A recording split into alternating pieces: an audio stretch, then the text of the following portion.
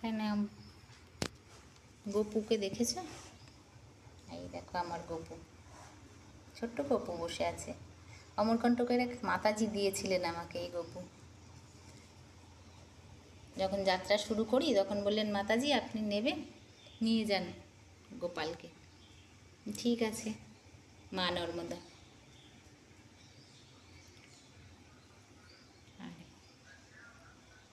রাম নাম লিখি, এই আমার জপের মালা। কখনো কখনো ভাগবত একটু শুনি, মহারাজ পড়েন শুনি, চলছে। জয় মা, জয় ঠাকুর। हर हर नर्मदे हर, मातु गंगे हर, जटा शंकरी हर। ओम नमः पार्वती पतये, हर हर महादेव शंभु।